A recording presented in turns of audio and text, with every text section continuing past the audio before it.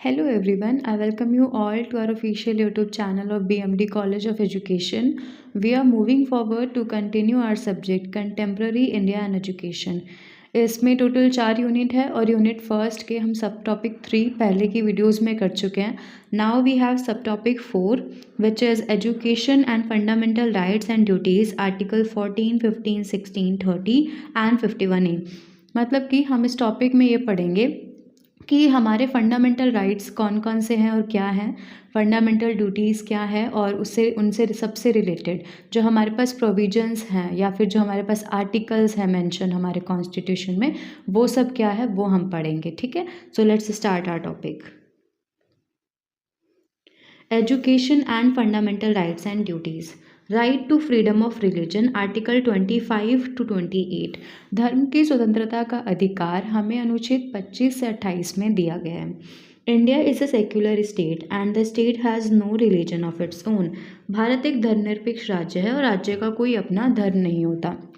As we all know कि ये जो स्टेटमेंट है कि राज्य का कोई अपना धर्म नहीं होता, ये हम बहुत पहले से पढ़ते हुए आए हैं और ये इसीलिए होता है क्योंकि जो भारत है वो एक सेक्युलर स्टेट है, वो एक धर्मनिरपेक्ष राज्य है जहाँ पे किसी का कोई भी अपना धर्म नहीं है.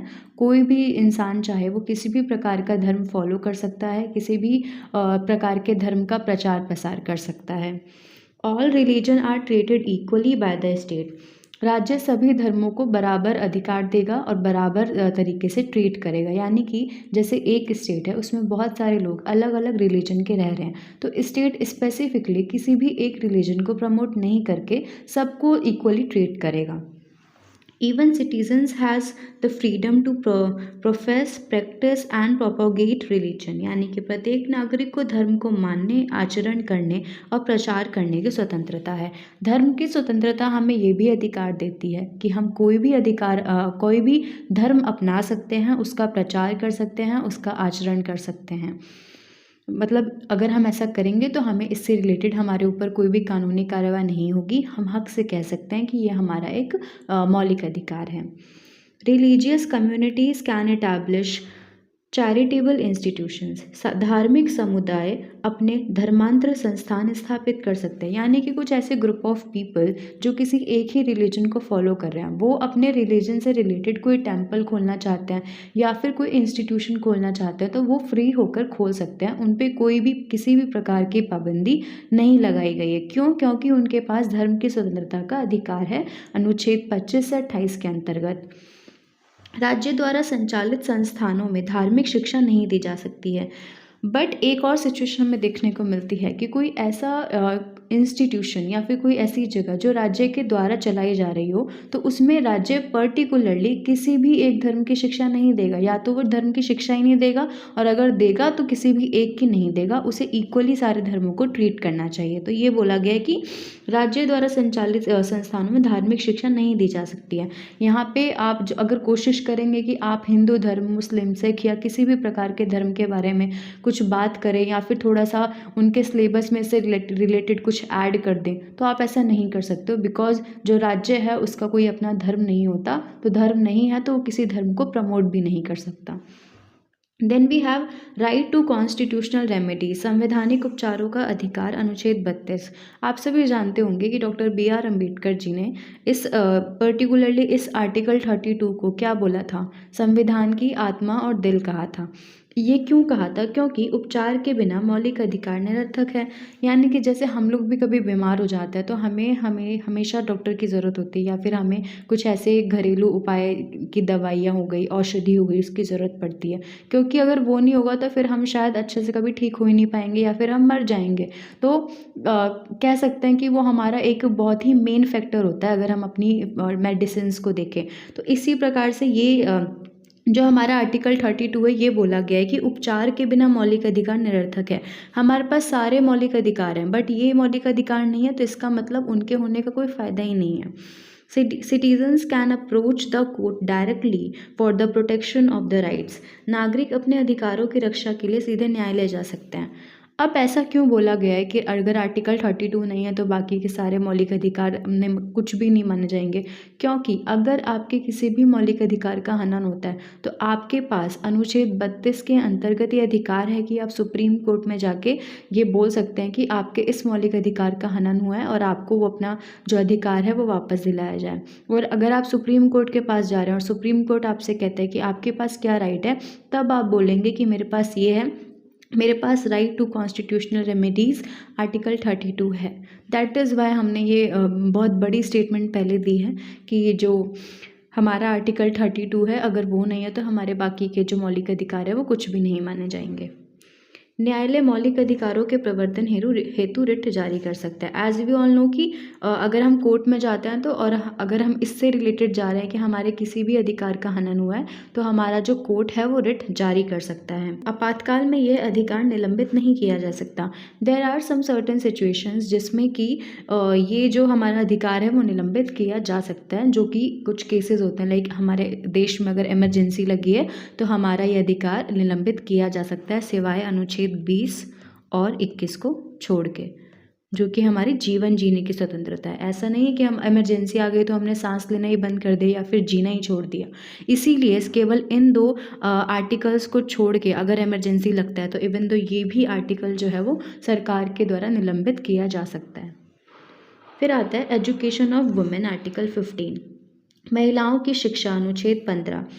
राज्य लिंग के आधार पर किसी नागरिक के साथ भेदभाव नहीं करेगा। महिलाओं और बच्चों के लिए विशेष प्रावधान किए जा सकते हैं और बालिकाओं की शिक्षा को बढ़ावा देना राज्य की विशेष जिम्मेदारी है। यानी कि आर्टिकल 50 स्टेट को 3 मेन वर्क देता है।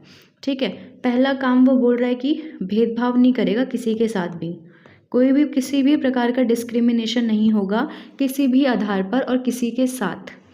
ठीक है, दूसरा है जो महिलाएं हैं यानी जो फीमेल है और जो चिल्ड्रन हैं उनके साथ किसी भी प्रकार का भेदभाव नहीं होगा, उनके लिए स्पेशल प्रोविजंस किए जाएंगे। और तीसरा जो बालिकाएं हैं यानी कि जो फीमेल चाइल्ड है उसके लिए स्पेशल एजुकेशन प्रोविजन किया जाएगा। तो ये 3 जो काम है वो अनुच्छेद 15 के अंतर्गत एक राज्य को सौंपा गया है। फिर आता है अनुसूचित जाति और अनुसूचित जनजाति। अनुसूचित जाति और जनजाति के लिए जो हमारे संविधान में शिक्षा का प्रावधान किया गया है हम वो देख लेते हैं। अनुच्छेद 15 धर्म, जाति, लिंग, जन्म के स्थान के आधार पर भेदभाव को प्रतिबंधित करता है। Special provisions are allowed for specially and educationally backward classes. सामाजिक एवं शैक्षिक रूप से पिछड़े वर्गों के लिए विशेष प्रावधान किए जा सकते हैं। अनुसूचित जाति और अनुसूचित जनजाति को विशेष शैक्षिक सुविधाएं दी जा सकती हैं।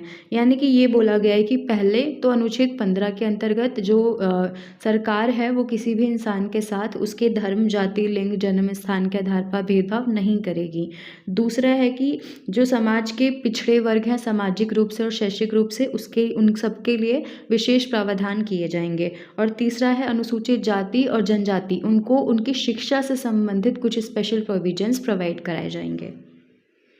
उसके बाद है equal opportunity in public employment article 16, सार्वजनिक रोजगार में समान अवसर। ये हमारा एक मौलिक अधिकार है। अनुच्छेद 16 ये हमें अधिकार देता है कि अगर एक सार्वजनिक एम्प्लॉयमेंट यानी कि सार्वजनिक रोजगार की बात की जा रही है तो सबको वहाँ पर समान अधिकार मिलेगा।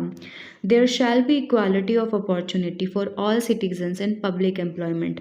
सार्वजनिक रोजगार में सभी नागरिकों को समान अवसर प्राप्त होंगे, हमने पढ़ा है और हमें पता भी है। No discrimination shall be made on grounds of religion, caste, sex or residence. Special conscience can be given to weaker section. कमज़ोर वर्गों को विशेष रियायतें दी जा सकती हैं। 3 पॉइंट है, तीनों को मैं डिस्क्राइब करती हूँ। पहले में ये बोला गया है कि सार्वजनिक रोजगार की बात होगी तो सबको बराबर का अधिकार मिलेगा। दूसरे में ये बोला गया है कि किसी के साथ भेदभाव नहीं होगा धर्म, जाति, लिंग या जन्म स्थान के आधार पर। और तीसरे पॉइंट में ये बोला गया है कि अगर समाज के कुछ विशेष वर्गों की बात की जाए तो उनको कुछ विशेष प्रावधान दिए जा सकते हैं, उनके लिए कोई भी मनाही नहीं होगी। Then we have education of other backward section and minorities. जो ओबीसी है, जो ओबीएस है और जो माइनॉरिटीज़ हैं उनके लिए शिक्षा का क्या प्रावधान है ये देख लेते हैं। हमने सब टॉपिक 3 में भी सेम चीज़ें पढ़ी हैं और सब टॉपिक 4 में भी हम ये पढ़ रहे हैं। सिमिलैरिटी ये कि हम इसमें ज़्यादा आर्टिकल्स के बारे में बात कर रहे हैं, ठीक है, और उसमें हमने आर्टिकल्स के बारे में बात किया और कुछ 1-2 और टॉपिक के बारे में बात किया जो कि इसमें नहीं है। तो आपको लग रहा होगा कि सब टॉपिक पे सब टॉपिक आए जा रहे हैं और बहुत लंबा हो रहा है, बट ऐसा नहीं है। आप जब कंक्लूजन निकालने बैठेंगे ना यूनिट फर्स्ट का, तो कुल मिला के कुछ मेन आर्टिकल्स हैं, कुछ माइनॉरिटीज़ ST SC के प्रावधान हैं, कुछ कॉन्स्टिट्यूशनल प्रोविजंस हैं और कॉन्करेंट लिस्ट वगैरह। इससे ज़्यादा यूनिट 1 में कुछ भी नहीं है। तो इतना हेडेक मत लेना, इतना ज़्यादा मत सोचना कि क्या है, just go with the flow. पढ़िए, खुद के नोट्स बनाइए, रिवाइज करिए। एग्ज़ाम आने में अब कुछ ही टाइम बचा है, so just focus on your study, don't take that much headache, क्योंकि सब सेम ही है, सब इक्वली है। जैसे कि आप लोग पढ़ रहे होंगे तो आपको बार बार वो चीज़ें रिवाइज हो रही होगी। That is why I am saying. Incentives are provided to educationally backward sections, especially in rural and remote areas. शैक्षिक रूप से पिछड़े वर्गों को विशेषकर ग्रामीण और दूरस्थ क्षेत्रों में प्रोत्साहन दिए जाते हैं।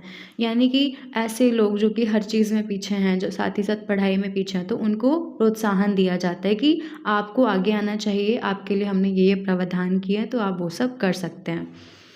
Special attention is given to minority education for social justice. सामाजिक न्याय हेतु अल्पसंख्यकों की शिक्षा पर विशेष ध्यान दिया जाता है। सरकारी विद्यालयों में SC ST शिक्षकों की भर्ती को प्रोत्साहन दिया जाता है। हाँ, हमें समाज में न्याय लाना, तो उसके लिए भी हम उनकी जो बैकवर्ड लोग हैं या फिर जो माइनॉरिटीज़ हैं उनके एजुकेशन पे ध्यान देते हैं। साथ ही साथ सरकारी स्कूल जो होते हैं वहाँ पे अगर कोई ST SC कम्युनिटी से टीचर बनना चाहता है तो हम उनको वहाँ पे भी प्रिविलेजेस देते हैं।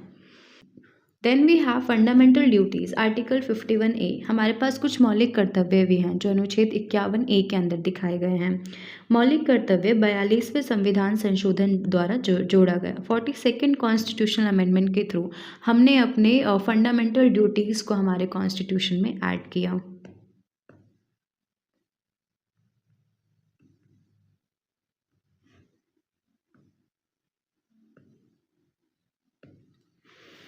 इसका उद्देश्य नागरिकों को देशभक्त और जिम्मेदार बनाना था। एज वी ऑल नो, हमारे पास अगर फंडामेंटल ड्यूटीज़ हैं, हम उनको फॉलो करते हैं तो इससे हम देशभक्त बनते हैं, ठीक है, और हम एक जिम्मेदार नागरिक बनते हैं अपने देश के प्रति।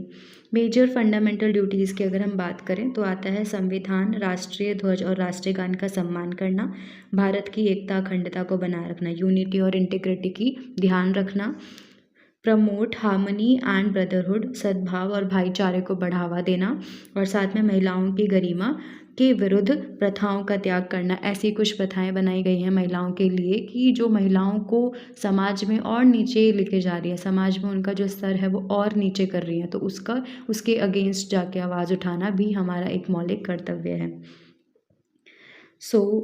निष्कर्ष है, fundamental rights ensure individual liberty by while DPSPs यानी directive principle and state policies also duties promote social welfare. मौलिक अधिकार व्यक्तिगत स्वतंत्रता सुनिश्चित करते हैं, जबकि नीति निर्देशक सिद्धांत और कर्तव्य सामाजिक कल्याण को बढ़ावा देते हैं। अगर हमारे पास मौलिक अधिकार है तो हम इंडिविजुअली फ्री महसूस करेंगे, बट अगर हमारे पास नीति निर्देशक सिद्धांत और हमारे पास मौलिक कर्तव्य है तो हम एक सामाजिक कल्याण की भावना को पैदा करेंगे और हम अपने समाज को आगे लेके जाएंगे। तो it is necessary to have fundamental rights, DPSPs and fundamental duties, because इन तीनों के बिना ही हमारा समाज और हम अधूरे हैं। Together they help in a building a democratic and just society. ये सभी मिलकर एक लोकतांत्रिक और न्यायपूर्ण समाज का निर्माण करते हैं। और ये जो 3 हैं जो मैंने बताया, fundamental rights, fundamental duties and DPSPs, ये तीनों मिलकर एक पर्टिकुलरली एक अच्छे और न्यायपूर्ण, सम्मानपूर्ण समाज का निर्माण करते हैं। So that's all. I hope आप लोगों को समझ आया होगा। Thank you so much for watching me.